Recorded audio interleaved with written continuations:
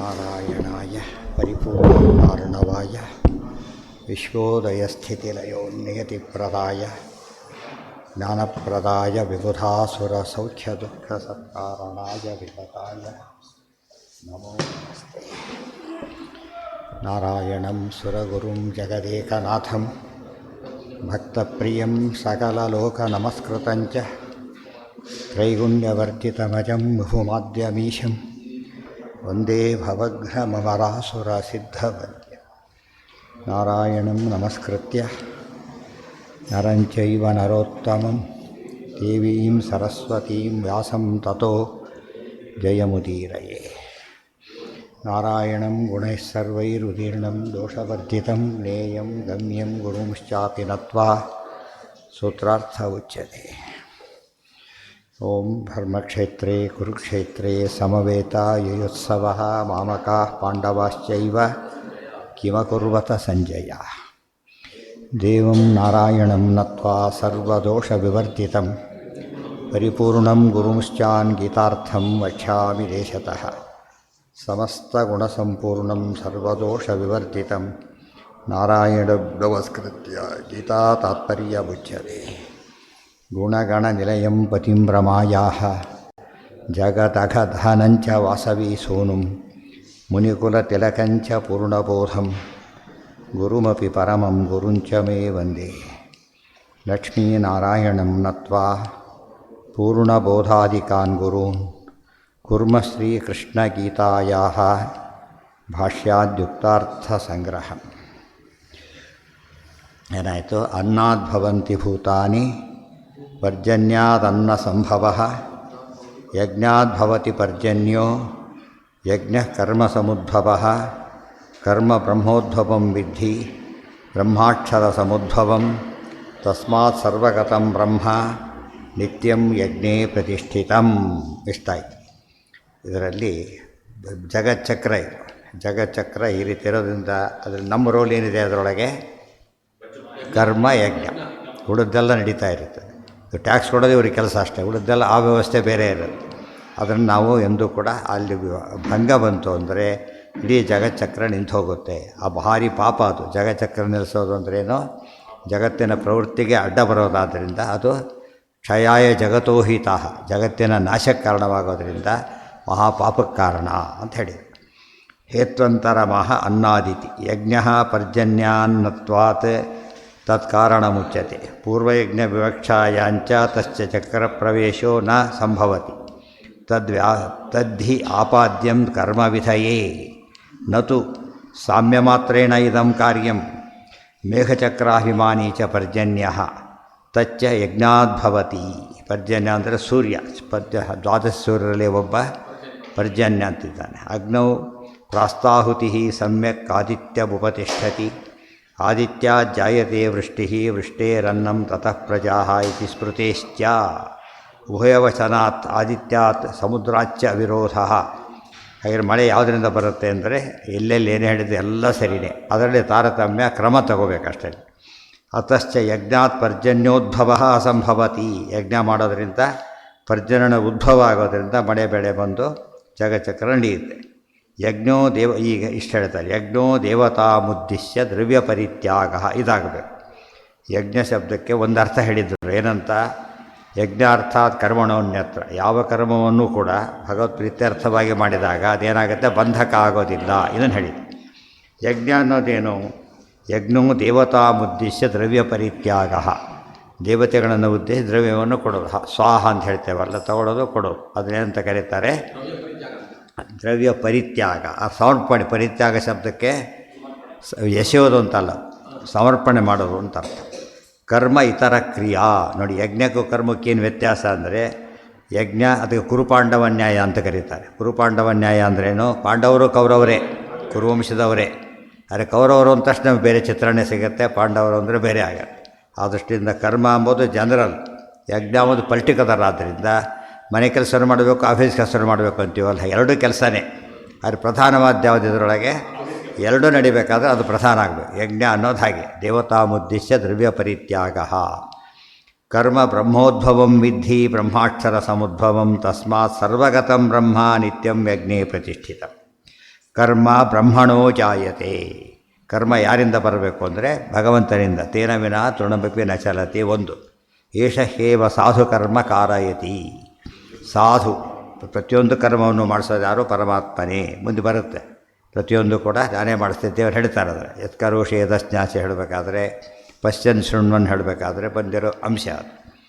ಬುದ್ಧಿರ್ಜ್ಞಾನಂ ಅಸಮ್ಮೋಹ ಅಲ್ಲೂ ಕೂಡ ಹೇಳ್ತಾರೆ. ಇವೆಲ್ಲ ಕೂಡ ನಾನೇ ಮಾಡಿಸೋದು ಅಂತ ಹೇಳಿದ್ದಾನೆ ಪರಮಾತ್ಮ. ಇತ್ಯಾದಿ ಇತ್ಯಾದಿಭ್ಯ ಚ ನ ಚ ಮುಖ್ಯೇ ಸಂಭಾವ್ಯಮಾನೇ ಪಾರಂಪರ್ಯೇಣ ಔಪಚಾರಿಕಂ ಕಲ್ಪ್ಯಂ. ಮುಖ್ಯಾರ್ಥ ಸಂಭಾವ್ಯಮಾನೆ ಸರಿಯಾಗಿ ಹೊಂದಿಕೆ ಆಗ್ತಿರ್ಬೇಕಾದ್ರೆ ಪಾರಂಪರ್ಯೇಣ ಔಪಚಾರಿಕಂ ಕಲ್ಪ್ಯಂ. ಪರಂಪರೆಯನ್ನು ಕಲ್ಪಿಸಿಬಿಟ್ಟು ಔಪಚಾರಿಕ ಅರ್ಥವನ್ನು ಮಾಡಬಾರ್ದು. ಮುಖ್ಯಾರ್ಥ ಕೊಡ್ತಿರ್ಬೇಕಾದ್ರೆ ಏನರ್ಥ ಮಾಡಬಾರ್ದು? ಯಾರು ಹೇಳಿದ್ರು? ಇವರು ಓನರ್ ಇದ್ದಾಗ ಬೇರೆ ಹೇಳಿದ್ರು. ಎಲ್ಲರಿಗೂ ಓನರೇ ಅವನು ಅಂತ ಹೇಳಿದ. ಓನರ್ ಇದ್ದಾಗ ಬೇರೆ, ಓನರೇ ಬೇರೆ. ಗೊತ್ತಾಯ್ತಾ? ಹಾಲು ಅಂದರೆ ಹಾಲೇ, ರೊತ್ತಲ್ಲಿ ಹಾಲು ಅಂದರೆ ಹಾಲಲ್ಲ, ಔಪಚಾರಿಕ. ಆದರೆ ಬೇರೆ ಹೊತ್ತಲ್ಲಿ ಹಾಲು ಅಂತಂದರೆ ಆಯ್ತು ಹಾಲು ಅಲ್ಲ ಅಂತ. ಇಲ್ಲಿ ಹಾಲು ಅಂತಾನೆ, ಅಲ್ಲಿ ಹಾಲು ಅಲ್ಲ ಅಂತ ಹೇಳ್ತಾರೆ. ಅದಕ್ಕೆ ಎಲ್ಲಿ ಸರಿಯಾದ ಅರ್ಥ ಮುಖ್ಯಾರ್ಥನೇ ಕೊಡುತ್ತೋ ಅಲ್ಲಿ ಏನರ್ಥ ಮಾಡಬಾರ್ದು? ಔಪಚಾರಿಕ ಅರ್ಥ ಮಾಡಬಾರ್ದು, ಲಕ್ಷಣಾರ್ಥನೂ ಮಾಡಬಾರ್ದು. ಅದಕ್ಕೆ ನೇರವಾಗಿ ಕರ್ಮ ಬ್ರಹ್ಮೋದ್ವಸ ಅವ್ರೇನು ಮಾಡ್ತಾರೆ? ಬ್ರಹ್ಮ ಅಂತ ಹೇಳಿದರೆ ವೇದ ಅಂತ ಅರ್ಥ ಮಾಡಿಬಿಡ್ತಾರೆ, ಉಲ್ಟಾ ಪಲ್ಟಾ ಮಾಡ್ತಾರೆ. ಆದ್ದರಿಂದ ಅರ್ಥ ಮಾಡಬಾರ್ದು ಅಂತ ಹೇಳೋದಕ್ಕೆ ಹೇಳಿದರು. ಬ್ರಹ್ಮ ಶಬ್ದಕ್ಕೆ ಬ್ರಹ್ಮ ಅಂತಲೇ ಅರ್ಥ. ಅಥಾತೋ ಬ್ರಹ್ಮ ಜಿಜ್ಞಾಸ ಬರುತ್ತಲ್ಲ ಹಾಗೆ. ನ ಚ ಮುಖ್ಯೇ ಸಂಭಾವ್ಯಮಾನೇ ಪಾರಂಪರ್ಯೇಣ ಔಪಚಾರಿಕಂ ಕಲ್ಪ್ಯಂ. ನ ಚ ಜಡಾನಾಂ ಸ್ವತಃ ಪ್ರವೃತ್ತಿ ಸಂಭವತಿ. ಇನ್ನು ಜಡ ಈ ಮಾತು ಓದ್ಕೊಂಡ್ಬಿಟ್ರೆ ಏನು ಗೊತ್ತಾಗುತ್ತೆ? ನ ಚ ಕರ್ಮ ವಿಮಮಾಮರ ಕಾಲ ಗುಣ ಪ್ರವೃತ್ತಿ ಈಶಂ ಅಚಿತ್ತನು ತದ್ಧೀಯತಃ. ಕರ್ಮಾದಿಗಳು ಸ್ವತಂತ್ರವಾಗಿ ಕಾರಣ ಮಾಡಲಿಕ್ಕೆ ಸಾಧ್ಯ ಇಲ್ಲ. ಯಾತಕ್ಕೆ? ನ ಚ ಜಡಾನಾಂ ಸ್ವತಃ ಪ್ರವೃತ್ತಿ ಸಂಭವತಿ. ಅಲ್ಲೇನಂತ ಹೇಳಿದ್ರು? ಅಚಿತ್ತನು ತದ್ಧೀಯತಃ. ಎಕ್ಸ್ಪ್ಯಾನ್ಷನ್ ಇದು. ಅಚಿತ್ತನು ಅಚಿತ್ತನು ಅಂದ್ರೇನು? ಜಡ ಅಂತ ಅರ್ಥ. ಇಲ್ಲಿ ಅದನ್ನು ಹೇಳ್ತಾರೆ. ನ ಚ ಜಡಾನಾಂ ಸ್ವತಃ ಪ್ರವೃತ್ತಿ ಸಂಭವ. ಜಡಗಳಿಗೇನಿಲ್ಲ? ಸ್ವತಃ ಪ್ರವೃತ್ತಿ ಇಲ್ಲ. ಏತಸ್ಯ ವಾ ಅಕ್ಷರಸ್ಯ ಇತ್ಯಾದಿ ಸರ್ವನಿಯಮನ ಶ್ರುತೇಶ್ಚ. ಅಷ್ಟೇ ಅಲ್ಲ, ಏತಸ್ಯ ವಾ ಅಕ್ಷರಸ್ಯ ಪ್ರಶಾಸನೆ ಗಾರ್ಗಿ ಅಂತ ಹೇಳಬೇಕಾದ್ರೆ ಪ್ರತಿಯೊಂದು ಕೂಡ ದೇವರ ಅಧೀನ ಆತ್ಮಿಂದ ನಡೀತಾ ಇದೆ. ಇನ್ನೊಂದು ಮಾತಿದೆ, ದ್ರವ್ಯಂ ಕರ್ಮ ಚ ಕಾಲಶ್ಚ ಯತಃ ಪ್ರವೃತ್ತಿ. ಎಲ್ಲಿ ಧರ್ಮಂ ಕರ್ಮ ಸ್ವಭಾವೋ ಜೀವ ಏವ ಚ ಯದನುಗ್ರಹತಃ ಸಂತಿ ರಸಂತಿ ಯದುಪೇಕ್ಷೆ. ಆದಮೇಲೆ ಕರ್ಮ ಪ್ರವರ್ತಕ ಯಾರಾದ್ರೀಗ? ಪರಮಾತ್ಮನೇ. ಬ್ರಹ್ಮ ಶಬ್ದಕ್ಕೆ ವಿಷ್ಣು ಅಂತಲೇ ಅರ್ಥ ಮಾಡಬೇಕೇ ಹೊರತು ಬೇರೆ ಅರ್ಥ ಮಾಡಬಾರ್ದು. ದ್ರವ್ಯಂ ಕರ್ಮ ಚ ಕಾಲಶ್ಚ ಇತ್ಯಾದಿಶ್ಚ ಅಚಿಂತ್ಯ ಶಕ್ತಿಶ್ಚ ಮುಕ್ತ ಜೀವಸ್ಯ ಚ ಪ್ರತಿಬಿಂಬಸ್ಯ ಬಿಂಬಪೂರ್ವೈವ ಚೇಷ್ಟ. ಪರಮಾತ್ಮ ಹೇಗೆ ಇಷ್ಟೆಲ್ಲ ಕೆಲಸ ಮಾಡಿಸ್ತಾನೆ? ಒಬ್ಬರಿಂದ ಒಬ್ಬನೇ ಮಾಡಿಸ್ತಾನಂದರೆ ಅಚಿಂತ್ಯ ಶಕ್ತಿ ದೇವರು. ಒಂದು ಸ್ವಲ್ಪ ವರ್ಕ್ ಹೆವಿ ಆಗ್ತಾ ಆಗ್ತಾ ಆಗ್ತಾ ಹೋದದ್ದು ಏನಾಗುತ್ತೆ? ಅಲ್ಲಿಗೆ ಒಬ್ಬನೇ ಮಾಡೋ ಸಂಭವ ಕಡಿಮೆ ಆಗ್ತಾ ಬರುತ್ತೆ. ದೇವರಿಗೆ ಪ್ರಶ್ನೆ ಬಂತಾಗಿದ್ದಾರೆ, ಇಷ್ಟು ಜನದ ಕರ್ಮ ಒಬ್ಬನೇ ಮಾಡಿಸ್ತಾನೆ ಹಾಗೆಂದರೆ ಅಚಿಂತ್ಯ ಶಕ್ತಿ ದೇವರು. ನಮ್ಮ ಶಕ್ತಿ ಅಂತ ಶಕ್ತಿ ಅಲ್ಲ. ಇತ್ಯಾದಿ ನಿಷೇಧಾಚ್ಚ ಪ್ರತಿಬಿಂಬಸ್ಯ ಬಿಂಬಪೂರ್ವೈವ ಚೇಷ್ಟ ಜೀವಸ್ಯ ಚ ಪ್ರತಿಬಿಂಬಸ್ಯ ಬಿಂಬಪೂರ್ವೈವ ಚೇಷ್ಟ. ಪ್ರತಿಬಿಂಬ ಜೀವ. ಅವನು ಕರ್ಮ ಮಾಡ್ತಾನೆ ಅಂದರೆ ಬಿಂಬ ಮಾಡಿಸಿದರೆ ಮಾತ್ರ ಕರ್ಮ ಮಾಡ್ತಾನಾದ್ದರಿಂದ ಮುಖ್ಯತಃ ಕರ್ಮ ಮಾಡಿಸೋದು ಯಾರೋ? ದೇವರೇನೆ. ನ ಚ ಕರ್ತೃತ್ವ ನ ಚ ಕರ್ಮಾಣಿ ಲೋಕಸ್ಯ ಮುಂದೆ ಬರುತ್ತೆ. ಲೋಕಸ್ಯ ಸುರದಿ ಪ್ರಭು. ಕರ್ತೃತ್ವಾದಿಗಳು ಜೀವನಿಗಿಲ್ಲ, ಸ್ವತಂತ್ರ ಕರ್ತೃತ್ವ ಜೀವನಿಗಿಲ್ಲ. ಜಡಕ್ಕೆ ಕರ್ತೃತ್ವನೇ ಇಲ್ಲ. ಜಡಕ್ಕೆ ಕರ್ತೃತ್ವನೇ ಇಲ್ಲ. ಜೀವನಿಗೆ ಸ್ವತಂತ್ರ ಕರ್ತೃತ್ವ ಇಲ್ಲ. ಕರ್ತೃತ್ವ ಸ್ವಾತಂತ್ರ್ಯ ಎರಡಿರೋ ದೇವರಿಗೆ ಒಂದೇನೆ. ಏನ ದೇವರು ಮಾಡಿಸ್ತಾನೆ ಅಂತ ಅರ್ಥ. ದೇವರು ಮಾಡಿಸ್ತಾನೆ, ಈ ಕೆಲಸ ಮಾಡ್ತೀನಿ ಅಂತ ಕ್ಯಾಶಿಯರ್ ದುಡ್ಡು ಕೊಟ್ಟೆ ಅಂದ. ಸ್ವಾತಂತ್ರ್ಯ ಇದೆಯಾ? ಕೊಟ್ಟೆ ಅಂದರೆ ಅದೆಲ್ಲ ಅಂಡರ್ಸ್ಟುಡ್. ಅವೆಲ್ಲ ಕೂಡ ಅಪಾಯಿಂಟೆಡ್ಡು ಕಾರ್ಯ ಎಲ್ಲ ಅಂಡರ್ಸ್ಟುಡ್. ಬಸ್ ಬಂತು ಅಂತಾರೆ ತಕ್ಷಣ ಏನರ್ಥ? ಡ್ರೈವರ್ ಸಮೇತ ಬಂತು ಅಂತ ಅರ್ಥ. ಬಸ್ಸೇ ಬಂತು ಅಂತ ಅರ್ಥ ಅಲ್ಲ. ಅದೆಲ್ಲರಿಗೂ ಗೊತ್ತಿರೋದೆ. ಆ ಅರ್ಥ ಎಲ್ಲೆಲ್ಲಿ ಜಡನೇ ಕೆಲಸ ಮಾಡುತ್ತೆ ಅಂತ ಹೇಳ್ತಾರೋ ಅಲ್ಲೇನರ್ಥ? ಅಲ್ಲಿ ಒಳಗೆ ಜಡದ ಅಭಿಮಾನಿ ದೇವತೆಗಳು, ಜೀವ ಸಂಬಂಧಪಟ್ಟವರು ದೇವತೆಗಳು, ಆಮೇಲೆ ದೇವರು. ಇಷ್ಟೆಲ್ಲ ಇರಲೇಬೇಕು. ಜೀವಸ್ಯ ಚ ಪ್ರತಿಬಿಂಬಸ್ಯ ಬಿಂಬಪೂರ್ವ. ಕರೆಂಟ್ ಹೋಗಿತ್ತು, ಕರೆಂಟ್ ಬಂತು ಅಂತ. ಆಮೇಲೆ ಏನೂ ಆಗ್ತಾನೆ ಅಲ್ಲಿ ಕೆಲಸ. ಹಾಕಿಲ್ಲ, ಸ್ವಿಚ್ ಹಾಕಿಲ್ಲ ಅವನು. ಇಷ್ಟೊತ್ತು ಯಾಕೆ ಬರಲಿಲ್ಲ? ಈಗೇನಿಲ್ಲ, ಸ್ವಿಚ್ ಹಾಕಿಲ್ಲ. ಸೊ ಇದು ಕರೆಕ್ಟಾ? ಅದು ಕರೆಕ್ಟಾ? ಎರಡು ಕರೆಕ್ಟ್. ಪ್ರಧಾನ ಯಾವುದೀಗ? ಬರೀ ಸ್ವಿಚ್ಚಿಂದ ಹಾಕಾರ ಕರೆಂಟ್ ಸ್ವಿಚ್ ಹಾಕ್ಸೋಬಿಟ್ರೆ ಹೋಗ್ತೀವಿ. ಕರೆಂಟ್ ಬೇಕು, ಸ್ವಿಚ್ಚು ಬೇಕು, ಹಾಕೊಂಡು ಬೇಕು, ಪದಾರ್ಥ ಇರಬೇಕು, ಬರೀ ಮಿಕ್ಸರಕ್ಕೆ ಏನು ಉಪಯೋಗ, ಪದಾರ್ಥ ಇರಬೇಕು ಒಳಗಡೆಗೆ, ನೂರಾರು ಅದು ಎಷ್ಟೊತ್ತು ಹಾಕ್ಬೇಕು ಅದು ಗೊತ್ತಿರಬೇಕು. ಇವೆಲ್ಲ ಅಂಡರ್ಸ್ಟುಡ್. ಬಟ್ ಕರೆಂಟ್ ಬಂತು, ಇಷ್ಟು ಹೇಳಿದ ತಕ್ಷಣ ಎಲ್ಲಿ ಪ್ರಧಾನ ಅಲ್ಲಿ ಹೋಗಿತ್ತೋ ಅದು ಬಂತು. ಮಾತು ಆ ರೀತಿ ಹೇಳಿದೆ, ಪ್ರತಿ ಸಹ ಉದ್ದಕ್ಕೆ ಹೇಳ್ತಾ ಕೂತ್ರೆ ಏನಾಗುತ್ತೆ ಅಲ್ಲಿಗೆ? ಕರೆಂಟ್ ಬಂತು, ಸ್ವಿಚ್ ಹಾಕಿದ, ಇದು ಬಂದು ಹೇಳಿದೆ, ಏನು ಹೊಂದ್ಬಿಡ್ತಾ ಎರಡು ಬೇಡ ಸಾಕು ಬಂದುಬಿಡ್ತಾರೆ, ಹೇಳೋರೇ ಬೇಡ ಅಂದ್ಬಿಡ್ತಾರೆ, ಗೊತ್ತಾಗುತ್ತೆ ಹೇಳಬೇಡ ಅಂತಾರೆ. ಅದಕ್ಕೆ ಜೀವಸ್ಯ ಶಾಸ್ತ್ರ ಹಾಗೆ ಹೇಳಿದ್ದೆ, ಜನ ಏನು ತಿಳ್ಕೊಂಡ್ಬಿಟ್ರು, ಹೇಳಲಿಲ್ಲ ಆದ್ದರಿಂದ ನಾವೇ ಮಾಡ್ತೀವಿ ಅಂತ. ತಪ್ಪದು. ಜೀವಸ್ಯ ಪ್ರತಿಬಿಂಬಸ್ಯ ಬಿಂಬಪೂರ್ವೈವ ಚೇಷ್ಟಾ. ಇಲ್ಲಿ ಆಫೀಸ್ನಲ್ಲೇ ಕೆಲಸ ಮಾಡೋ ಅಂತ ಹೇಳಿದ, ಸರ್ ಸ್ವಾತಂತ್ರ್ಯ ಇಲ್ಲ ಅಂತ ಹೇಳಿದ. ನಾನು ಕತೆ ಕಾಲ ಕೇಳಿ ಹೇಳಿದ್ದೇನು ನಾನೀಗ ಮಾಡೋದು, ನೀನು ಮಾಡಾಗ ನಾನು ಹೇಳಿದ ಮೇಲೆ ಮಾಡಬೇಕಲ್ಲ, ಹೇಳಿದ ಮೇಲೆ ಮಾಡಬೇಕಲ್ಲ, ಅದು ನೀನೇ ಮಾಡೋ ಹಾಗಿಲ್ಲ, ಹೇಳಿದ ಮೇಲೆ ಮಾಡಲೇಬೇಕು. ಅಕ್ಷರಾಣಿ ಪ್ರಸಿದ್ಧ ಜೀವಸ್ಯ ಪ್ರತಿಬಿಂಬಸ್ಯ ಬಿಂಬಪೂರ್ವೈವ ಚೇಷ್ಟ. ಬಿಂಬಚೇಷ್ಟೆಯಿಂದಲೇ ಪ್ರತಿಬಿಂಬದ ಚೇಷ್ಟ. ನ ಕರ್ತೃತ್ವ ಇತ್ಯಾದಿ ನಿಷೇಧಾಚ್ಯ ಅಕ್ಷರಾಣಿ ಪ್ರಸಿದ್ಧಾನಿ. ಈಗ ನೋಡಿ, ಕರ್ಮ ಬ್ರಹ್ಮೋದ್ಭವ, ಕರ್ಮ ಪರಮಾತ್ಮನಿಂದ ಆಯಿತು. ಹಾಗೆ ಪರಮಾತ್ಮ ಎಲ್ಲಿಂದ ಬರಬೇಕು ಅಂತ ಪ್ರಶ್ನೆ. ಈಗ ಚಕ್ರ ಬರಬೇಕಲ್ಲ, ಅದಕ್ಕೆ ಹೇಳಿ ಅಕ್ಷರ ಸೌದ್ಭವ ಅಂತ ಹೇಳಿದ್ರು. ಇಲ್ಲಿ ಅವರೇನು ಮಾಡಿದ್ದಾರೆ, ಬ್ರಹ್ಮ ಅಂದರೆ ವೇದ, ಅಕ್ಷರ ಅಂದರೆ ದೇವರು ಅಂತ ಮಾಡ್ತಾರೆ. ತಪ್ಪದು. ಬ್ರಹ್ಮ ಅಕ್ಷರ ಅಂದರೆ ವೇದಗಳು. ಯಾಕೆ? ಶಾಸ್ತ್ರಯೋನಿತ್ವಾತ್. ಸೂತ್ರಾರ್ಥ ಕರೆಕ್ಟಾಗಿದೆ, ಶಾಸ್ತ್ರಯೋನಿತ್ವಾತ್. ಅದನ್ನ ಕೊಟ್ಟು ಮಾಡ್ತಾರೆ. ಈಗ ಅಕ್ಷರಾಣಿ ಪ್ರಸಿದ್ಧಾನಿ, ಅಕ್ಷರ ಅಂತಷ್ಟ ವೇದಗಳು ಅಂತ ಪ್ರಸಿದ್ಧ. ತೇಭ್ಯೋ ಅಭಿವ್ಯಜ್ಯತೆ ಪರಂ ಬ್ರಹ್ಮ.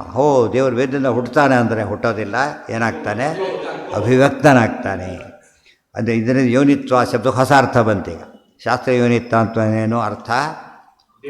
ಶಾಸ್ತ್ರಗಳಿಂದ ತಿಳಿಯಲ್ಪಡ್ತಾನೆ ಅಂತಾರೆ, ಹುಟ್ಟಲ್ಪಡ್ತಾನೆ ಅನ್ನಬಾರ್ದು, ತಿಳಿಯಲ್ಪಡ್ತಾನೆ ಅಂತ ಹೇಳಬೇಕು. ಅದೇ ಸೂತ್ರ ಕೊಟ್ಟು ಮಾಡ್ತಾರೆ. ಈಗ ತೇಭ್ಯೋ ಅಭಿವ್ಯಜ್ಯತೆ ಪರಂ ಬ್ರಹ್ಮ ಅನ್ಯಥಾ ಅನಾದಿನಿಧನಂ ಅಚಿಂತ್ಯಂ ಪರಿಪೂರ್ಣಪಿ ಬ್ರಹ್ಮ ಕೋ ಜಾನಾತಿ.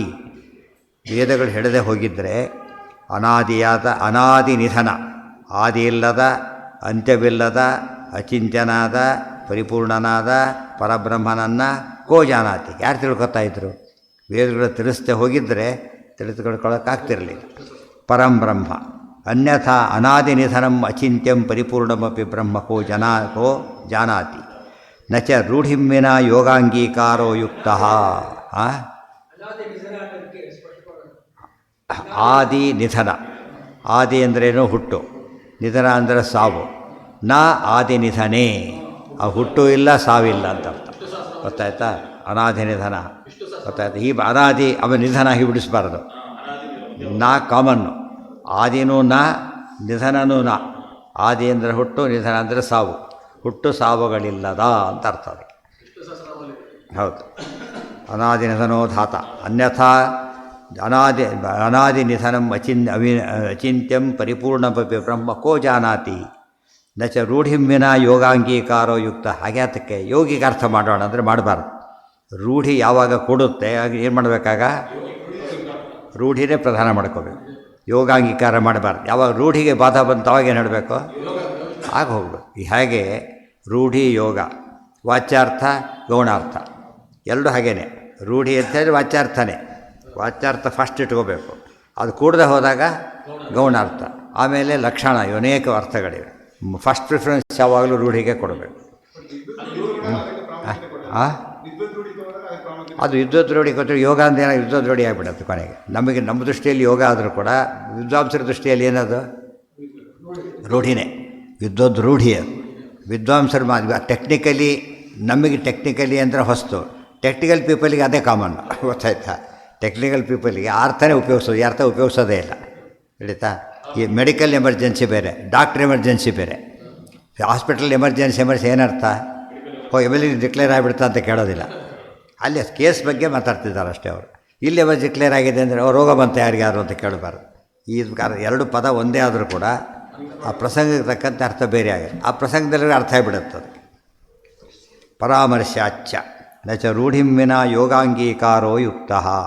ಪರಾಮರ್ಶಾಚ್ಯ ಪರಾಮರ್ಶೆ ಇದೆ. ಮತ್ತು ತಸ್ಮಾತ್ ಸರ್ವಗತಂ ಬ್ರಹ್ಮ ಅಂತ ಮುಂದೆ ಹೇಳಬೇಕಾದ್ರೆ ನೋಡಿ, ಇಲ್ಲಿ ಮುಂದೆ ಬ್ರಹ್ಮ ಅಂತಿದೆ, ಸರಿಯಾಗಿ ನೋಡಬೇಕು. ಆಚಾರ್ಯ ಎಷ್ಟು ಯುಕ್ತಿ ಕೊಡ್ತಾರೆ.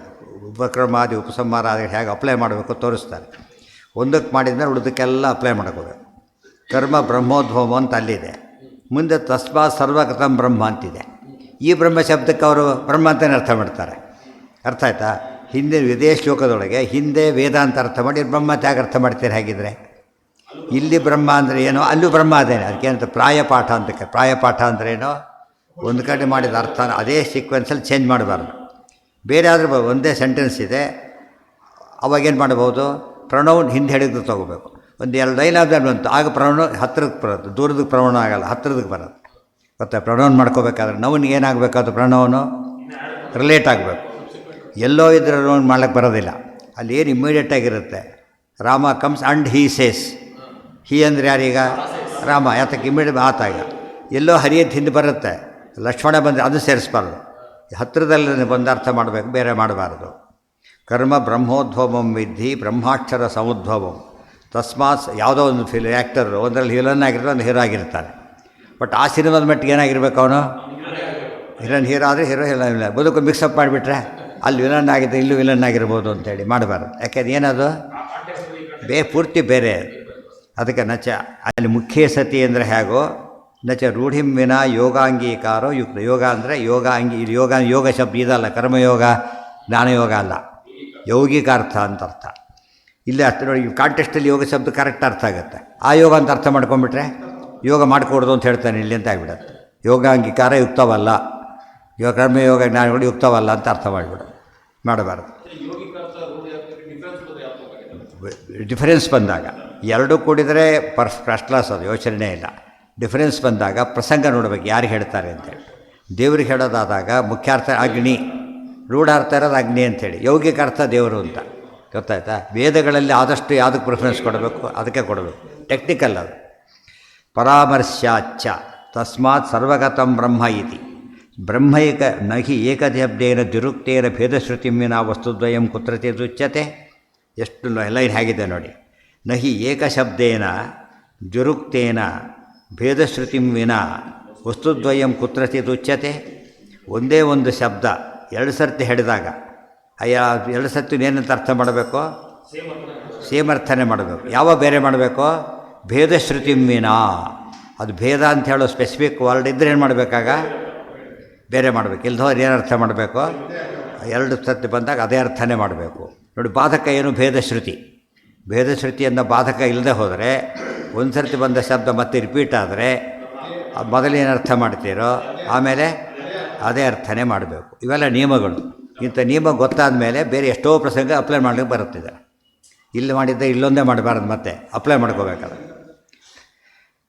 ಪರಾಮರ್ಶ್ಚಾಚ ತಸ್ಮಾತ್ ನಹಿ ಏಕಶಬ್ದೇನ ದ್ವಿರುಕ್ತೇನ ಭೇದಶ್ರುತಿಂ ವಿನಾ ವಸ್ತುದ್ವಯಂ ಕುತ್ರಚಿತ್ ಉಚ್ಯತೆ. ಕುತ್ರಚಿತ್ ಎಲ್ಲೂ ಕೂಡ ಆ ರೀತಿ ಮಾಡಲಿಕ್ಕೆ ಬರೋದಿಲ್ಲ. ಇಲ್ಲಿ ಹಾಗೆ ಮಾಡಿಕೊಡೋದು. ಇಲ್ಲಿ ನೋಡಿ, ಬ್ರಹ್ಮಶಬ್ದಕ್ಕೆ ಬ್ರಹ್ಮ ಅಂತಲೇ ಅರ್ಥ ಮಾಡಬೇಕು, ಅಕ್ಷರಕ್ಕೆ ವೇದ ಅಂತಲೇ ಅರ್ಥ ಮಾಡಬೇಕು. ಎರಡಕ್ಕೂ ಅನ್ವಯ ಇದೆ. ಅಕ್ಷರ ಅಂದರೆ ಬ್ರಹ್ಮ ಆಗುತ್ತೆ, ಅಕ್ಷರ ಬ್ರಹ್ಮ ಪರಮಂ ಬರುತ್ತೆ. ಇಲ್ಲಿ ಹಾಗೆ ಮಾಡಬಾರ್ದು. ಯಾಕೆ ಜಗಚ್ಚಕ್ರ ಹೇಳ್ತಿದ್ದಾರೆ, ಅದೇ ಆಗಿಬಿಟ್ಟು ಚಕ್ರ ಆಗೋದೇ ಇಲ್ಲ. ಆಗ ಇನ್ಫ್ಯಾಕ್ಟ್ ಹೇಳೋದಾದ್ರೆ ಎಲ್ಲ ಬ್ರಹ್ಮವಾಚಕನೇ ಇವು. ಅನ್ನಮ್ಮ ಅನ್ನಾದೇವ ಚತೋ ಯಾವ ರೀತಿ ಮಾಡಿಬಿಟ್ಟು ಏನಾಗುತ್ತೆ ಕೊನೆಗೆ, ಇಲ್ಲೇ ಜಗಚ್ಚಕ್ರ ಅರ್ಥನೇ ಆಗೋದಿಲ್ಲ. ಇದ್ರ ಒಳಗೆ ಸೇರಿಸ್ಕೊಂಡಾಗ ಅರ್ಥ ಆಗುತ್ತೆ. ಎಲ್ಲದರಲ್ಲೂ ದೇವರಿದ್ದಾನೆ, ಅದಕ್ಕೆ ನೆಕ್ಸ್ಟ್ ಅದು. ಬಟ್ ಈ ಸ್ಟೆಪ್ನಲ್ಲಿ ಏನು ಮಾಡಬೇಕು, ಅನ್ನ ಬೇರೆ, ಪರ್ಜನ್ಯ ಬೇರೆ, ಯಜ್ಞ ಬೇರೆ, ಕರ್ಮ ಬೇರೆ, ಬ್ರಹ್ಮ ಬೇರೆ, ಅಕ್ಷರ ಬೇರೆ. ಗೊತ್ತಾಯ್ತಾ? ಆಗ ಲಿಂಕ್ ಸಿಗುತ್ತೆ. ಸರ್ಕಲ್ ಆಗಲಿ, ಸರ್ಕಲ್ ಕಂಪ್ಲೀಟ್ ಆಗೋದಿಲ್ಲ. ಬರೀ ದೇವರೆಲ್ಲ ಮಾಡ್ತಾರೆ ಎಂಬುದು ಸರಿಯೇ, ಅದು ಸರ್ಕಲ್ ತೋರಿಸ್ಬೇಕಂದು ಹೇಗೆ ಅಂತೇಳಿ. ಪರಾಮರ್ಶ ಎಷ್ಟು ಸತ್ಯ, ಪ್ರೂವ್ ದಟ್ ಅಂತ ಕೊಟ್ಬಿಡ್ತಾರೆ. ಪ್ರೂವ್ ದಟ್ ಅಂದ್ರೇನು, ಅದು ಆನ್ಸರ್ ಕರೆಕ್ಟು, ನೀನು ತೋರಿಸ್ಬೇಕದನ್ನ ಅಂತ. ಕೆಲವು ಸರ್ತೆ ಲೆಕ್ಕ ತೋರಿಸ್ಬೇಕು, ನೀನು ಕೆಲಸ ತೋರಿಸಿದ್ರೆ ಪ್ರೂವ್ ಮಾಡಬೇಕಷ್ಟೆ. ಎಲ್ಲ ಲೆಕ್ಕ ಹಿಡಿದ, ಒಂದು ಇಷ್ಟ ಆಯಿತು, ಖರ್ಚಾಯಿತು, ಲೆಕ್ಕ ಕೊಡು ಅಂತಾರೆ. ಈಗ ಲೆಕ್ಕ ಕೊಡು, ಅದು ತೋರಿಸ್ಬೇಕಂದ್ರೆ ಯಾವುದಕ್ಕೆ ಎಷ್ಟೆಷ್ಟಾಯಿತು ಅಂಥೇಳಿ. ಅದೇ ರೀತಿ ಇದು ಉಪಯೋಗಿಸು, ಅದು ಬೇರೆ ಕೊಟ್ಬಿಡ್ತಾರೆ, ಉಪಯೋಗಿಸೋದಿಲ್ಲ, ಯಾವುದಕ್ಕೆ ಎಷ್ಟು ಉಪಯೋಗಿಸ್ಬೇಕು ಇದೆಲ್ಲ ಯೋಚನೆ ಮಾಡಿದರೆ ಇಲ್ಲಿ ಶಬ್ದದಲ್ಲಿ ಅಕ್ಷರ ಬ್ರಹ್ಮ ಶಬ್ದಕ್ಕೆ ಬ್ರಹ್ಮ ಅಂತಲೇ ಅರ್ಥ ಹೇಗೆ ಮಾಡಬೇಕು ನೋಡಿ. ಅಕ್ಷರ ಅಂತ ಮುಂದೆ ಬರಲಿಲ್ಲ, ವೇದಕ್ಕೆ ಸ್ಟಾಪ್ ಆಯಿತು. ಇಲ್ಲಿ ಬ್ರಹ್ಮ ಬಂತು. ಆದ್ದರಿಂದ ಎರಡಕ್ಕೂ ಇಲ್ಲಿ ಮುಂದೆ ಅಕ್ಷರ ಅಂತ ಮಾಡೋಕ್ಕೆ ಬರೋದೇ ಇಲ್ಲ ಬ್ರಹ್ಮ ಶಬ್ದಕ್ಕೆ. ಅಲ್ಲಿ ಬ್ರಹ್ಮ ಅಂತಲೇ ಮಾಡಬೇಕು, ಇಲ್ಲೂ ಬ್ರಹ್ಮ ಅಂತಲೇ ಮಾಡಬೇಕು. ಪರಿಪೂರ್ಣ ಬ್ರಹ್ಮ ಇದೆಲ್ಲ ವಾಕ್ಯಾರ್ಥ ಅಂದರೆ ಇದು. ಇವ್ರೇನು ಮಾಡ್ತಾರೆ ವಾಕ್ಯಾರ್ಥ ಅಂದರೆ ಶಬ್ದಗಳು ಬೆಳೆಸಿ ಡೈವರ್ಟಾಗಿ ಹೋಗಿಬಿಡ್ತಾರೆ. ಇದು ವಾಕ್ಯಾರ್ಥ ಅಲ್ಲ. ವಾಕ್ಯ ಬಿಡ್ತಾರೆ, ವಾಕ್ಯಾರ್ಥ ಹೇಗಾಗುತ್ತದ? ಶುರುವಾದ ವಾಕ್ಯ ಹೋಗೇ ಬಿಡ್ತು. ವಾಕ್ಯಾರ್ಥ ಅಂದರೆ ಅದೇ ವಾಕ್ಯಕ್ಕೆ ಅರ್ಥ ಹೇಳ್ತಾ ಹೋಗೋದು. 100ಕ್ಕೆ 99 ಪಾಲು ಅರ್ಥ ಪೂರ್ತಿ ಬಿಟ್ಬಿಡ್ತಾರೆ. ಗೊತ್ತಾಯ್ತು? ಎಲ್ಲೆಲ್ಲ ಹೋಗಿ ಏನೋ ನಾಯಿ ಕೊನೆಗೆ ಅದು ಕೂಗೋದು ಕಿರಿಸೋದು ಶುರುವಾಗಿಬಿಡ್ತದೆ. ಮಾಡಬಾರ್ದು, ಅದು ಮೇನ್ ವಾಕ್ಯ ಬಿಡಬಾರ್ದು. ಸರ್ವಗತಂ ಬ್ರಹ್ಮ ಇತಿ ತಾನಿ ಚ ಅಕ್ಷರಾಣಿ ನಿತ್ಯಾನಿ. ವೇದಗಳ ಅಕ್ಷರ ಯಾತಕ್ಕೆ ಗೊತ್ತಾ? ನಿತ್ಯವಾದ್ದರಿಂದ. ಹೇಗೆ ನಿತ್ಯ? ವಾಚಾ ವಿರೂಪ ನಿತ್ಯಯ. ಎಲ್ಲಿ ಬಂದಿದೆ ಅವೆಲ್ಲ? ಎಲ್ಲಿ ಬಂದಿದೆ? ತರುಣಲ್ಲೆಲ್ಲ ಹೇಳ್ಬೇಕಾದ್ರೆ ಹೇಳ್ತಾರೆ ವಾಚಾ ವಿರೂಪ ನಿತ್ಯಯ. ಆಮೇಲೆ ನಿತ್ಯ ಅನಿತ್ಯಯ ಸ್ತೌಮಿ, ಅದಾದಿನ ನಿತ್ಯ ವಾಗು ಸೃಷ್ಟ ಸ್ವಯಂ ಎಲ್ಲ ಒಂದಾದ್ಮೇಲೆ ಕೊಟ್ಟು ಮಾಡ್ತಾ ಹೋಗ್ತಾರೆ. ವಾಚ ವಿರೂಪ ಅಂದ್ರೇನು? ಋಷಿ ಹೆಸರು ವಿರೂಪ ಅಂಥೇಳಿ.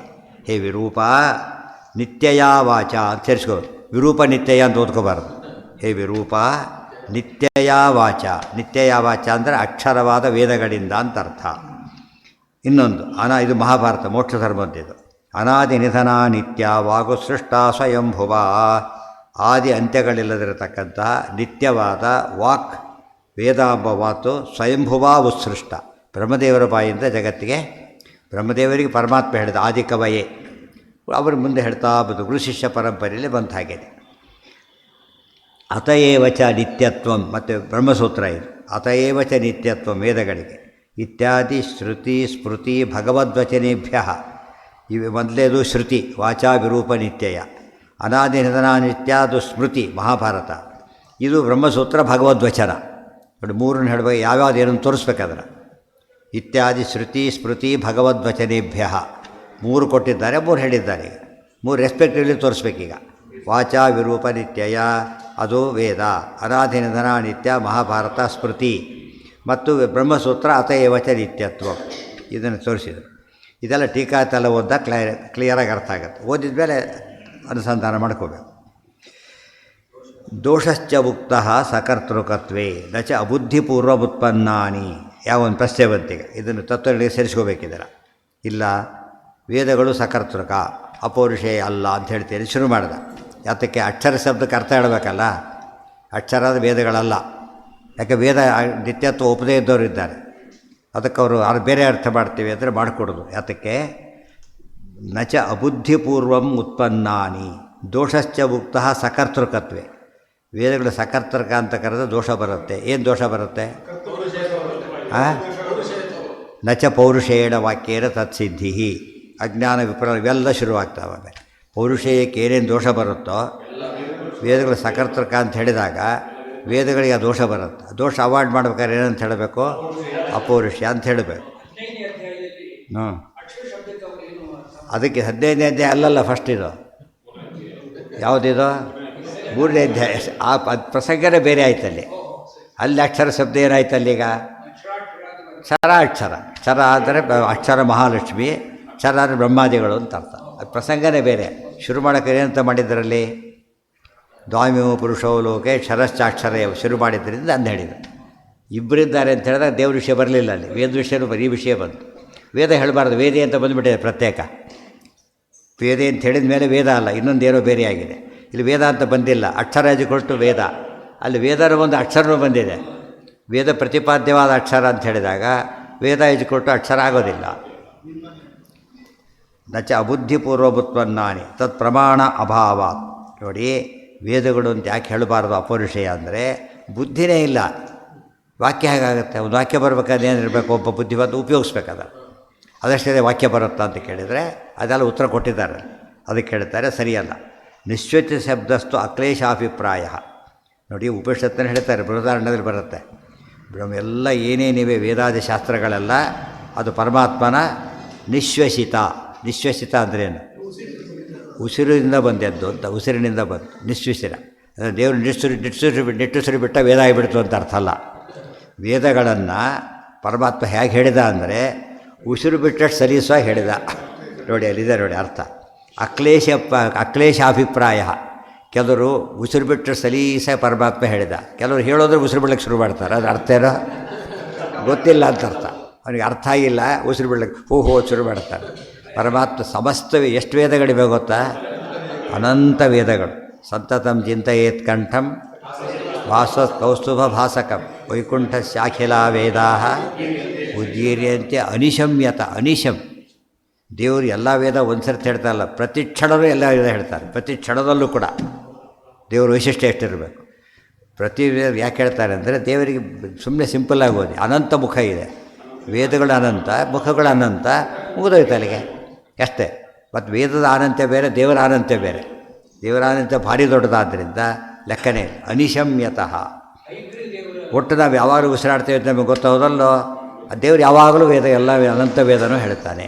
ಇದು ಸುಲಭ. ನಮ್ಮ ಉಸಿರಾಟ ನಮಗಾದರೆ ದೇವರಿಗೆ ಅದು ಉಚ್ಚಾರಣೆ ಸುಲಭ.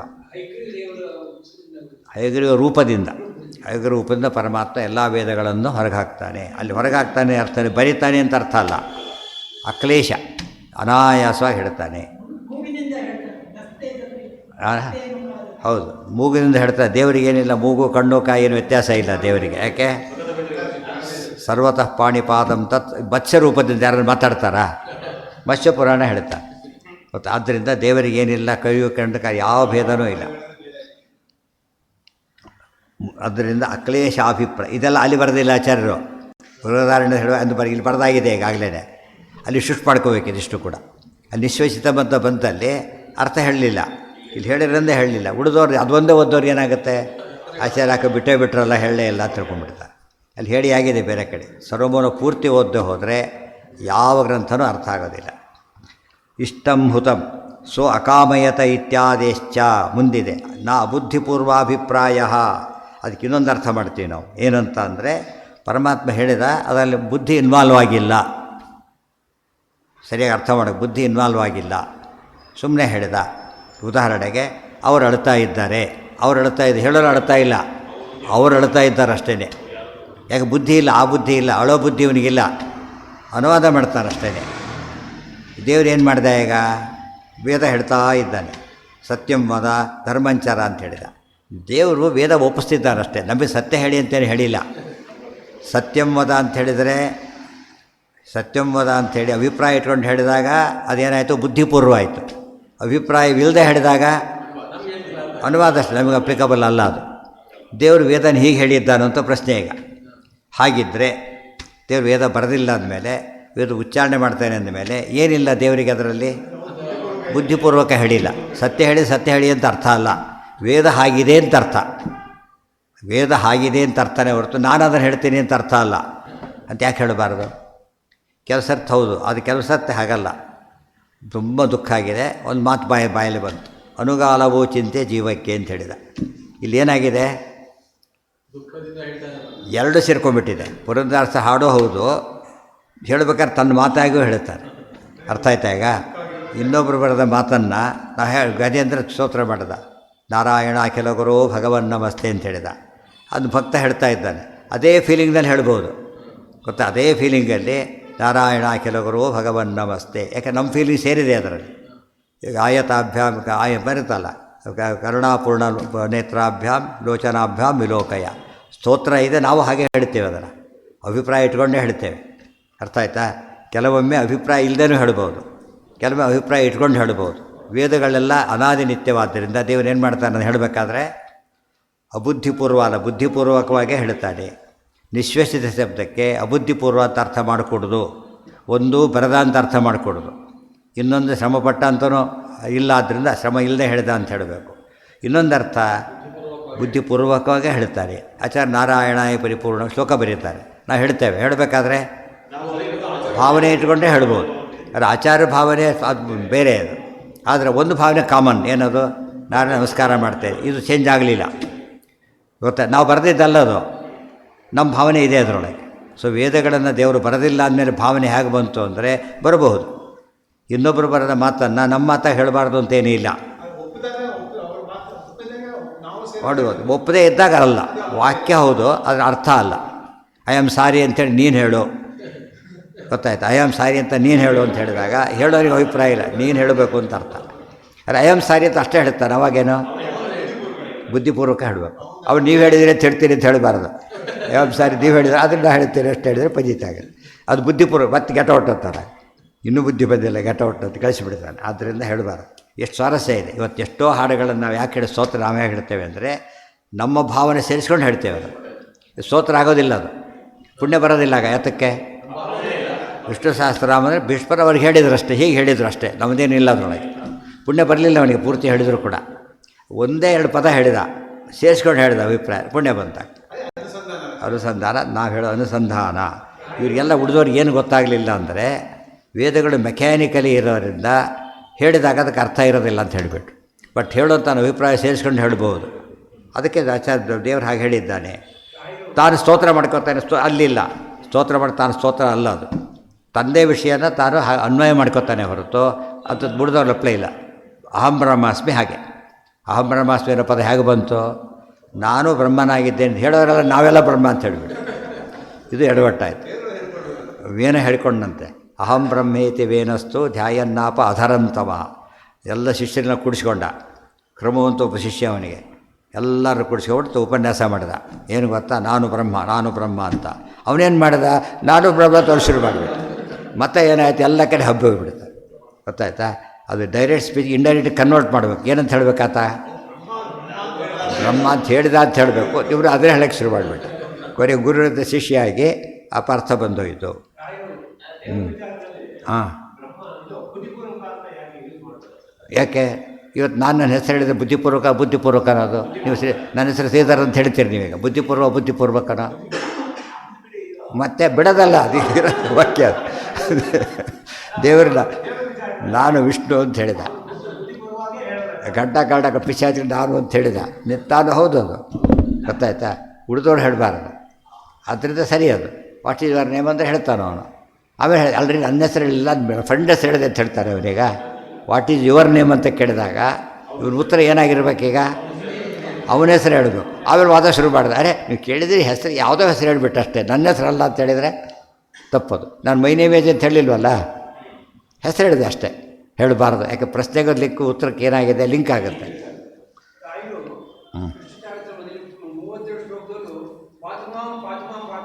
32 ಶ್ಲೋಕ ಕೃಷ್ಣ ಚಾರಿತ್ರ ಮಂಜರಿ, ಎಲ್ಲ ರಾಮಚಾರಿತ್ರ ಮಂಜರಿ, ತಾತ್ಪರ್ಯ ಎಲ್ಲದರಲ್ಲೂ ಹಾಗೆ ಹೇಳಿದ. ಪ್ರತಿಯೊಂದು ಸ್ತೋತ್ರ ರೂಪನೇ ಹೇಳಿರೋದು. ಅದೇ ರೀತಿ ನಾರಾಯಣ ಪಂಡಿತಾಚಾರ್ಯ ಮಧ್ವೀಜದಲ್ಲಿ ಹಾಗೆ ಬರೋದು. ಅಣುಮಧ್ವೀಜ ಪೂರ್ತಿ ಏನು ಮಾಡಿಬಿಟ್ರು? ಸ್ತೋತ್ರ ಮಾಡಿಬಿಟ್ರು. ಗೊತ್ತಾಯ್ತಾ? ಇಡೀ 32 ಶ್ಲೋಕ ಕೂಡ ಪೂರ್ತಿ ಸ್ತೋತ್ರ ಕನ್ವರ್ಟ್ ಮಾಡಿಬಿಡ್ತಾರೆ. ಸ್ತೋತ್ರ ರೂಪ ಮಧ್ವೀಜ ಆದಾಗ ಆಯಿತು. ಗೊತ್ತಾಯ್ತಾ? ಹೌದು, ನನ್ನನ್ನು ಕಾಪಾಡಲಿ ಅಂತ, ರಾಯರನ್ನು ಕಾಪಾಡಲಿ, ನಮ್ಮಲ್ಲಿ ಕಾಪಾಡಲಿ ಅಂತ ಇಷ್ಟೊತ್ತು ಹೇಳಿದ ಅದೇ ತಾನೇ, ಇದು ಕೂಡ ಅದೇ ಮಾತೇ ಹೇಳಿದರು.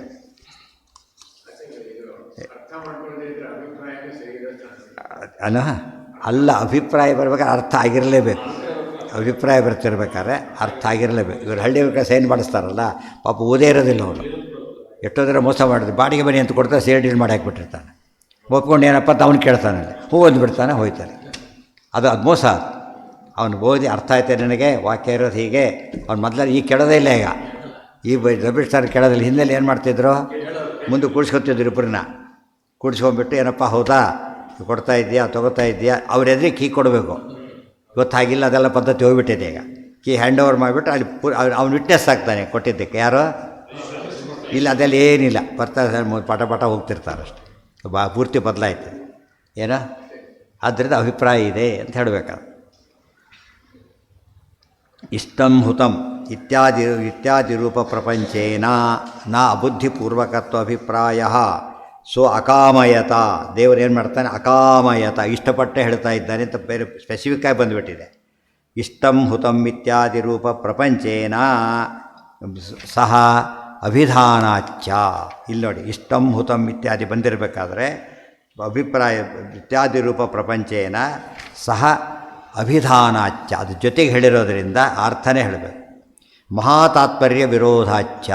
ಇಲ್ಲವ್ರು ಏನಾಗುತ್ತೆ? ಮಹಾತಾತ್ಪರ್ಯಕ್ಕೆ ವಿರೋಧ ಬರುತ್ತೆ. ಏನು? ಯಾವ ಮಹಾತಾತ್ಪರ್ಯ? ವೇದಗಳ ಅಪೌರುಷೇಯ, ವಿಠಲರ ಪ್ರತಿಪಾದಕ ಅವೆಲ್ಲ ಇದೆಯಲ್ಲ, ಎಲ್ಲ ಹೋಗಿಬಿಡುತ್ತೆ. ದೇರ್ಫೋರ್ ಅಕ್ಷರ ಶಬ್ದಕ್ಕೆ ಏನಂತ ಅರ್ಥ ಮಾಡಬೇಕು? ವೇದಾಂತನೇ ಅರ್ಥ ಮಾಡಬೇಕು. ತಚ್ಚೋಕ್ತಂ ಪುರಸ್ತಾತ್. ಏನೋ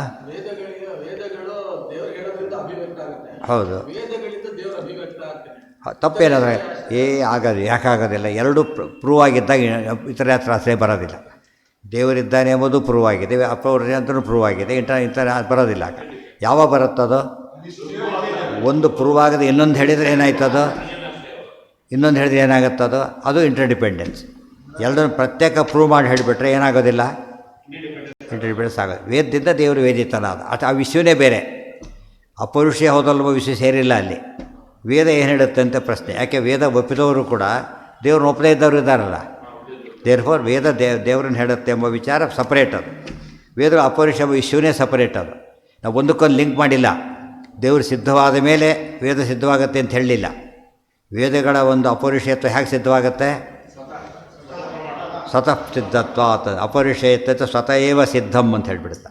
ಇದನ್ನು ಡಿಪೆಂಡ್ ಮಾಡಿಲ್ಲ ನಾವು, ಅದನ್ನು ಡಿಪೆಂಡ್ ಮಾಡಿದ್ರೆ ಏನಾಗ್ತದೆ, ಅದು ಮುಂದಿನ ಪ್ರಶ್ನೆ. ಅದು ಅಭಿವ್ಯಕ್ತಿ ಹೇಗಾಯಿತು ಅನ್ನೋದು ಉತ್ತರನೇ ಹೊರತು ಅಭಿವ್ಯಕ್ತಿ ಆಗಿರೋದ್ರಿಂದ ಅಂತಲ್ಲ. ಅದು ವೇದ ಅಪೌರುಷೇಯತ್ವ ಇಂಡಿಪೆಂಡೆಂಟ್. ಅದು ದೇವ್ರನ್ನ ಒಪ್ತೀಯೋ ಬಿಡ್ತೀಯೋ ವೇದ ಅಪೌರುಷೇಯ. ವೇದಾರ್ಥ ನೆಕ್ಸ್ಟ್ ಪಾಯಿಂಟ್. ಅದು ಗೊತ್ತಾಯ್ತಾ? ಇಂಟರ್ಡಿಪೆಂಡೆನ್ಸ್ ಬರೋದು ಯಾವಾಗ? ಇದಕ್ಕೋಸ್ಕರ ಅದು, ಅದಕ್ಕೋಸ್ಕರ ಇದು ಅಂತ ಲಿಂಕ್ ಆದಾಗ. ಅದು ಲಿಂಕ್ ಆಗೋದಿಲ್ಲ. ಏನೋ ಹಾಂ ಹೌದು. ಈಗ ಮುಂದೆ ಹೇಳ್ತಾನೆ, ನಿನ್ನ ಹೆಸರು ಹೇಳಿದ, ಇನ್ನು ಆತ್ಮಾಶ್ರಯ ದೋಷ ಬರುತ್ತೆ ನಿನಗೆ ಈಗ ಅಂತ ಕೇಳಿದರೆ, ಆತ್ಮಾಶ್ರಯ ಯಾಕೆ ಬರುತ್ತೆ? ಆತ್ಮಾಶ್ರಯ ದೋಷ ಯಾವಾಗ ಬರುತ್ತದು? ಅದೇ ಕಾರಣ ಅದೇ ಕಾರ್ಯ ಆದರೆ. ಗೊತ್ತಾಯ್ತಾ? ಹೆಗ್ಮೇಲೆ ಭುಜ ಇಟ್ಕೊಂಡೆ ತಪ್ಪಿಲ್ಲ, ನನ್ನ ಭುಜ ಮೇಲೆ ನಾನೇ ಕೂತೆ ತಪ್ಪದು. ಯಾತಕ್ಕೆ? ಸಾಧ್ಯ, ಇಂಪಾಸಿಬಲ್. ಅದು ಆತ್ಮಾಶ್ರಯ. ಕೈ ತಲೆ ಮೇಲೆ ಇಟ್ಕೊಂಡಿದ್ರೆ ಆತ್ಮಾಶ್ರಯ ಅಲ್ಲ. ಗೊತ್ತಾಯ್ತಾ? ನನ್ನನ್ನು ನಾನೇ ತಲೆ ಮೇಲೆ ಕೂಡಿಸ್ಕೊಂಡೆ ಅಂದರೆ ಆತ್ಮಾಶ್ರಯ. ಸ್ವಾತಂತ್ರ್ಯಂಚ ತಚ್ಚೋಕ್ತಂ ಪುರಸ್ತಾತ್ ನಹಿ ಅಸ್ವಾತಂತ್ರ್ಯೇಣ ಉತ್ಪತ್ತಿಕರ್ತು ಪ್ರಾಧಾನ್ಯಂ. ಹಾಗಿದ್ದರೆ ಶುರು ಮಾಡಿದೆ. ಹಾಗಿದ್ದರೆ ವೇದಗಳು ದೇವರೇ ಬರದ ಅಂತ ಹೇಳಿಬಿಟ್ರೆ ಆಯ್ತಲ್ಲ. ಅಭಿಪ್ರಾಯ ಅಂತೀರಿ, ಶ್ರಮ ಇಲ್ಲದೆ ಹೇಳ್ತೀನಿ ಅಂತೀರಿ. ಇಷ್ಟೆಲ್ಲ ಹೇಳೋದ್ರ ಬದಲು ನೈಯಾಯಿಕರು ಹಾಗೆ ಹೇಳೋದು. ಅವ್ರ ಪ್ರಕಾರ ವೇದಗಳು ಅಪೌರುಷೇಯ ಅಲ್ಲ, ದೇವರು ಬರೆದಿದ್ದು ಅಂತ ಹೇಳಿ, ಈಶ್ವರ ಕರ್ತೃಕ ಅಂತ ಹೇಳ್ತಾರೆ. ಅದನ್ನೇ ಹೇಳಿಬಿಡಿ ಅಂದರೆ ಹೇಳಬಾರದು. ಇದೆಲ್ಲ ಅಲ್ಲಿ ಹೇಳಿಲ್ಲ, ತಾತ್ಪರ್ಯದಲ್ಲಿ ಹೇಳಿದ ವಿಷ್ಣುತ್ವದಲ್ಲಿ ಕೆಲವು ವಿಷಯ ಹೇಳಿಲ್ಲ. ಇದರಲ್ಲಿ ಅಲ್ಲಿ ಸೇರಿಸ್ಕೊಂಡ್ಬಿಟ್ರೆ ಪೂರ್ತಿ ಆಗುತ್ತೆ. ನಹಿ ಅಸ್ವಾತಂತ್ರ್ಯೇಣ ಉತ್ಪತ್ತಿಕರ್ತು ಪ್ರಾಧಾನ್ಯ. ಇವತ್ತು ಹಾಗಿದ್ದರೆ ಕ್ಯಾಶಿಯರ್ ದುಡ್ಡು ಕೊಟ್ಟ, ಅವನೇ ಪ್ರಿಂಟ್ ಮಾಡಿದೆ ಅಂತ ಹೇಳ್ತೀರಿ. ಹಾಗಿದ್ದರೆ ನಿಮ್ಮ ಪ್ರಕಾರ ಕ್ಯಾಶಿಯರ್ ಇದ್ದರೆ ದುಡ್ಡು ಕೊಡ್ತಾರೆ, ಅವನೇನು ಇದಲ್ಲ. ಗೊತ್ತಾಯ್ತಾ? ಅವನು ದುಡ್ಡು ಅಲ್ಲ, ಅವನು ಪ್ರಿಂಟ್ ಮಾಡಿದ್ದು ಅಲ್ಲ, ಅವನು ಕೊಡ್ತಾರೆ. ಸಾಧ್ಯವಾಯಿತೋ ಇಲ್ಲ? ಈಗ ಇವನೇನು ಹೇಳ್ತಾನೆ ಅಂದರೆ, ದೇವರೇ ಪ್ರವತ್ತು ಉಪದೇಶ ಮಾಡೋದಾದರೆ ಅವನೇ ಬರದ ಅಂತಾಗಲಿ ಅಂತ ಹೇಳ್ತಾರೆ. ಆಗತ್ತಾ? ಹಾಗಿದ್ದರೆ ಈ ಬಡಿಸೋರು ಅಡುಗೆ ಮಾಡಿರ್ಬೇಕು ನಿಯಮ ಇದೆ. ಹಾಗಿದ್ರೆ ಏನೂ ಇಲ್ಲ. ಇವನ ಪ್ರಕಾರ ಏನಾಗುತ್ತೆ? ನಿಯಮ ಮಾಡಿರಿ ಅಂತಾನೆ. ತಪ್ಪದು. ಅರ್ಥ ಆಯ್ತಾ? ಆ ನಿಯಮ ಇಲ್ಲ. ಯಾಕೆ? ನಹಿ ಅಸ್ವಾತಂತ್ರ್ಯೇಣ ಉತ್ಪತ್ತಿಕರ್ತು ಪ್ರಾಧಾನ್ಯಂ. ಅಸ್ವಾತಂತ್ರ್ಯದಿಂದ ಏನರ್ಥ? ಇಲ್ಲಿ ದೇವರಿಗೆ ಅಸ್ವಾತಂತ್ರ್ಯ ಅಂತ ಅರ್ಥ ಅಲ್ಲ. ತಾನು ಜ್ಞಾನ ಬರದೆ ಅಂತ ಗ್ರಂಥವನ್ನು ಹೇಳದೇನೆ ವೇದ ಹೇಳ್ತಿರ್ಬೇಕಾದ್ರೆ ವೇದಗಳಿಗೇನು ಒಪ್ಪಬೇಕು? ನೀವಾಗ ಪ್ರತ್ಯೇಕ ಅಪೌರುಷೇಯತ್ವ ಒಪ್ಪಕ್ಕೆ ಹೊರತು ಏನಂತ ಹೇಳಬಾರದು? ದೇವರು ಕ್ರಿಯೇಟ್ ಮಾಡ್ದ ಅಂತ ಅರ್ಥ ಹೇಳಬಾರದು. ಇವತ್ತು ನರುಗಾಲವು ಚಿಂತೆ ಜೀವಕ್ಕೆ ಹೇಳಿದ, ಓ ನೀವು ಬರೆದಿದ್ದ ಅಂತ ಹೇಳ್ಕೊಂಡ್ರೆ ತಪ್ಪದು. ಅಲ್ಲ, ಬರೆದಿದ್ದಲ್ಲ ಅವ್ರ ಮಾತು. ಬಟ್ ಎಷ್ಟು ಸರಿ ಸಹ ಬಂತು ಅಂದರೆ ತಂದೆ ಮಾತು ಬಂದಾಗ ಬಂದಿದೆ. ಇಷ್ಟಾದ ಅವ್ರ ಮಾತಲ್ಲ. ಸ್ವಾತಂತ್ರ್ಯಂಚ ಅಮತಿಪೂರ್ವಕತ್ವೇನ ಭವತಿ. ಸ್ವಾತಂತ್ರ್ಯ ಅಂದರೆ ಏನೀಗ? ಅಸ್ವಾತಂತ್ರ್ಯಂಚ ತದಮತಿಪೂರ್ವಕೃತೇನ ಭವತಿ. ಅಸ್ವಾತಂತ್ರ್ಯ ಅಂದ್ರೇನು? ಎರಡೀಗ ನಮ್ಮತಿ ಇರ್ಬೋದು, ಇಲ್ಲದೇನೂ ಇರ್ಬೋದು. ವೇದ ಹೀಗಿದೆ ಅಷ್ಟೇ. ವೇದ ಒಪ್ಪದೇ ಇರೋರು ಕೂಡ ಏನು ಮಾಡ್ತಾರೆ? ಅವರು ವೇದ ಹೀಗಿದೆ ನಾನು ಒಪ್ಪೋದಿಲ್ಲ ಅಂತಾನೆ. ಹೊತ್ತಾನೆ? ಗೊತ್ತಾಯ್ತಾ? ಇದು ಹೇಳೋ ರೀತಿ ಬೇರೆ, ಬರೆದು ಹೇಳೋ ರೀತಿ ಬೇರೆ.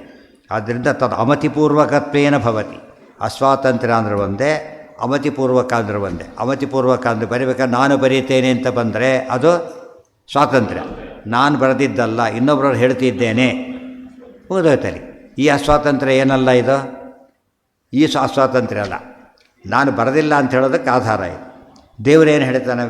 ಭಗವದ್ಗೀತೆಯಲ್ಲೇ ಬರುತ್ತೆ, ವೇದಾಂತಕೃತ್ ವೇದ ವಿದೇವ ಚಾಹಂ. ಮುಂದೆ ವೇದಾಂತಕೃತ್ ವೇದ ವಿದೇವ ಚಾಹಂ. ಎಷ್ಟು ವ್ಯತ್ಯಾಸ ಇದೆ ನೋಡಿ. ವೇದಾಂತ ಬರೆದವನು ನಾನು, ವೇದ ಬಲ್ಲವನು ನಾನು ಅಂತ ಹೇಳ್ತಾನೆ. ಏನು ಹೇಳ್ಬೋದಾಗಿತ್ತು? ವೇದಾಂತಕೃತ್ ನಾನು ಅಂದ್ರೆ ಮುಗಿದು ಹೋಗ್ತಿತ್ತ. ವೇದಾಂತಕೃತ್ ಅಂತ ಹೇಳಲಿಲ್ಲ. ಯಾಕೆ? ವೇದ ಬರೆದಿದ್ದಲ್ಲ, ವೇದಾಂತಕೃತ್. ವೇದವಿತ್ ಅಂತ ಹೇಳಿದ. ಸೊ ವೇದಾಂತಕೃತ್ ಅಂದ. ವೇದಾಂತ ವಿತ್ ಅಂತ ಯಾಕೆ ಹೇಳಲಿಲ್ಲ ಅಂದರೆ? ಅಲ್ಲ, ಹೇಳಿ ನೋಡಿ. ವೇದಾಂತಕೃತ್ ಅಲ್ಲ, ಆ ಪ್ರಶ್ನೆ ಅದಲ್ಲ. ವೇದ ನನಗೆ ಗೊತ್ತು, ವೇದಾಂತ ಬರೆದಿದ್ದೇನೆ ಅಂತ. ಆ ವೇದಾಂತ ಬರೆದಿದ್ದೆ, ವೇದಾಂತ ಗೊತ್ತಿಲ್ಲ ನನಗೆ ಬರೆದಿದ್ದೆ, ವೇದ ಮಾತ್ರ ತಿಳಿದಿದ್ದೆ ಅಂತ ಅರ್ಥ ಮಾಡೋಕ್ಕೆ ಬರುತ್ತಾ? ವೇದಾಂತ ಕೃತ್ ಆದಮೇಲೆ ಏನಾಗಿರ್ಬೇಕು? ಅವನು ವೇದಾಂತ ವಿತ್ ಆಗಿರಲೇಬೇಕು. ಪುಸ್ತಕ ಬರೆದವನಿಗೆ ಜ್ಞಾನ ಇಲ್ಲ ಅಂದರೆ ಕಾಪಿ ಮಾಡಿದ ಅಂತ ಆಗುತ್ತೆ ಅಷ್ಟೆ. ವೇದಾಂತ ಬರೆದವ ನಾನು ಅಂದರೆ ವೇದವ್ಯಾಸ ರೂಪದ ಬರೆದ ನಾನೇ ಅಂತ ಅರ್ಥ. ವೇದವಿತ್ ಅಂತ ಹೇಳ್ತಾರೆ. ಏನಂತ ಹೇಳೋದಿಲ್ಲ ಅಲ್ಲಿ. ವಿಷ್ಣು ಸಹಸ್ರನಾಮದಲ್ಲೂ ಕೂಡ ವೇದವು ವೇದವಿದವ್ಯಂಗೋ, ವೇದ ಕೃತ್ ಅಂತ ಬರೋದಿಲ್ಲ, ವೇದವಿತ್ ಅಂತ ಬರುತ್ತೆ. ಗೊತ್ತಾಯ್ತಾ? ವೇದವಿತ್ ಅಂದರೆ ವೇದ ತಿಳಿದವನು ಅಂತ ಹೇಳಿದರೆ ಏನರ್ಥ ಅಲ್ಲ, ಬರೆದವನು ಅಂತ ಅರ್ಥ ಅಲ್ಲ. ಸ್ವಾತಂತ್ರ್ಯ ಯಥಾ ಯೋಗಾದೀನಾಂ ಪುರುಷಸ್ಯ ತಜ್ಜತ್ವೇಪಿ. ರೋಗಾದೀನಾಂ ಪುರುಷಶ್ಚ ತಜ್ಜತ್ವೇಪಿ. ಪುರುಷನಿಂದ ರೋಗ ಹುಟ್ಟುತ್ತೆ, ಬಟ್ ಅವನು ರೋಗದ ತಂದೆ ಅಂತ ಕರೆಯೋಲ್ಲ ಅವನ್ನು. ಯಾತಕ್ಕೆ? ಬುದ್ಧಿಪೂರ್ವಕತ್ವ ಇಲ್ಲ ಅಲ್ಲಿ. ಬುದ್ಧಿಪೂರ್ವಕ ರೋಗ ಬರೆಸ್ಕೊತಾನ? ಇಲ್ಲ. ರೋಗ ತರಿಸ್ತಾನೆ ಬೇಕಾದ್ರೆ ಇನ್ನೊಬ್ಬರಿಗೆ, ತರಿಸ್ಕೊಳ್ಳೋದಿಲ್ಲ. ತಜ್ಜತ್ವೇಪಿ, ಇದಿಷ್ಟು ಕೂಡ ಒಂದು ಭಾಗ ಅಲ್ಲಿಗಿರಲಿ. ಎಷ್ಟು ವಿಷಯ ಬಂದಿದೆ ನೋಡಿ, ಒಂದು ಡಿಸ್ಕಸ್ ಮಾಡಬೇಕಾದ್ರೆ ಆಚಾರ್ಯ ಎಲ್ಲದನ್ನು ಹೀಗೆ ಓದಬೇಕು. ಎಲ್ಲ ಹಾಗೆ ಬರೆದ್ರೆ ಏನಾಗ್ತಿತ್ತು? ತುಂಬ ದೊಡ್ಡ ಇದೆಲ್ಲ ತುಂಬ ಡೀಟೇಲ್ ವಿಚಾರಗಳು. ಒಂದು ಶ್ಲೋಕಕ್ಕೆ ಎಷ್ಟು ವಿಷಯ ಬರೀತಾರೆ ಅಂದರೆ ಈ ಆ್ಯಂಗಲಲ್ಲೇ ಪ್ರತಿಯೊಂದು ಶ್ಲೋಕನ ಓದಿದರೆ ಯಾವ ಸಮಸ್ಯೆಯೂ ಬರೋದಿಲ್ಲ. ಇದು ಮಾಡಲ್ ತೋರಿಸಿದ್ರಿಂದ ಮುನ್ನೇನು ಮಾಡಬೇಕಾಗ ಅಪ್ಲೈ ಮಾಡ್ಕೊಂಡು ಓದಬೇಕು. ಇದೇ ರೀತಿ ಕ್ರಮದಲ್ಲಿ ಓದಬೇಕು ಅಂತೇಳಿ ಟೀಕಾರಾಯರು ಅದಕ್ಕೇ ಆ ಬೇಸಿಟ್ಕೊಂಡೆ ಪ್ರತಿಯೊಂದು ಶ್ಲೋಕ ಅರ್ಥ ಬರಿಬೇಕಾದ್ರೂ ಕೂಡ ಈ ಆ್ಯಂಗಲ್ನಲ್ಲಿ ನೋಡಿ ಅರ್ಥ ಬರೀತಾರೆ. ಆಗ ಗುರುಭಾವಂ ವ್ಯಂಜಯಂತಿ ಭಾತಿ ಶ್ರೀ ಜಯತೀರ್ಥವಾಕ್ ಅನ್ನೋ ಮಾತು ಸಾರ್ಥಕ ಆಗಲ್ಲ. ಯಾವುದಕ್ಕೆ? ಹಾಂ, ಹೇಳಿದ್ದೇನು, ತತ್ವಪ್ರಕಾಶಕ್ಕೆಲ್ಲ ಬರುತ್ತಾ ಇರ್ತದೆ. ತತ್ವಪ್ರಕಾಶ ಸುಧಾ ಎಲ್ಲ ಸೇರಿಬಿಡುತ್ತೆ ಎಲ್ಲ. ಪ್ರಮೇಯ ದೀಪಿಕ, ನ್ಯಾಯ ದೀಪಿಕ ಮತ್ತು ಅಲ್ಲಿರೋ ವಿಚಾರಗಳು ಎಲ್ಲ ಸೇರಿ ಇದನ್ನು ಬರೆದಾಗ ನೆನ್ಪಿಟ್ಕೊಳ್ಳಿ. ಆಚಾರ್ಯನು ಬ್ರಹ್ಮಸೂತ್ರ ಭಾಷ್ಯ ಬರೋದಿಲ್ಲ, ಬ್ರಹ್ಮಸೂತ್ರ ಭಾಷ್ಯ ಬರೆದ ತತ್ವಜ್ಞಾನವೂ ಬರೋದಿಲ್ಲ. ಆ ಸಮಯದಲ್ಲಿ ಹೇಳ್ತಾರೆ ಮಾತುಗಳಿವೆಲ್ಲ ಕೂಡ. ಬಟ್ ಎಲ್ಲೂ ಕಾಂಟ್ರಡಿಕ್ಟ್ ಆಗಲ್ಲ, ನೆನ್ಪಿಟ್ಕೊಂಡಿರ್ಬೇಕು. ಎಷ್ಟೋ ಸತ್ಯ ಒಂದು ಸ್ಟೇಜಲ್ಲಿ ಬರೆದ ಪುಸ್ತಕನ ಇನ್ನೊಂದು ಸ್ಟೇಜಲ್ಲಿ ಬರೆದಾಗ ಏನು ಮಾಡ್ತಾರೆ, ಕೆಲವರು ತಿದ್ದುಪಡಿ ಮಾಡ್ಬೋದು, ರಿವೈಸ್ಡ್ ಅಂತ ಮಾಡ್ಬೋದು. ರಿವೈಸ್ಡ್ ವ್ಯೂಸ್ ರಿವೈಸ್ಡ್ ಅಕ್ಷರಗಳಲ್ಲ, ರಿಟೈರ್ಡ್ ವ್ಯೂಸೇ ರಿವೈರ್ಡ್ ಆಗಿಬಿಡ್ತದೆ. ಅಷ್ಟೇ, ಎಲ್ಲೂ ಇಲ್ಲ. ಆ ವಯಸ್ಸಿನಲ್ಲಿ ಬರೆದಿದ್ದು ಹೇಗೋ ಅನುವ್ಯಾಖ್ಯಾತ ಎಲ್ಲಿ ಬರೆದ್ರೂ ಒಂಚೂರು ವ್ಯತ್ಯಾಸ ಬರೋದಿಲ್ಲ. ಅದಕ್ಕೆ ಸಮನ್ವಯ ಸಂಪೂರ್ಣ ಹೊಂದುತ್ತೆ. ಉಳಿದವ್ರು ಹೇಳ್ತಾರೆ ಆಗ ಬರೆದಿದ್ರಿ ಹೀಗಲ್ಲ, ಈ ಪಾರ್ಟಿಯಲ್ಲಿಲ್ಲ ಅಂತಾರಲ್ಲ. ಈಗ ಈ ಪಾರ್ಟಿಯಲ್ಲಿಲ್ಲ, ನಾನೀಗ ಅಭ್ಯಾಸ ಆಗಿಬಿಟ್ಟಿರುತ್ತೆ, ಅದು ಬೈತಾ ಕೂತ್ಬಿಟ್ಟಿರ್ತಾರೆ. ತಮ್ಮ ಪಾರ್ಟಿಯಲ್ಲಿ ಸೇರಿರೋದೀಗ ಅದನ್ನು ಬೈತಿರ್ತಾರೆ. ಓ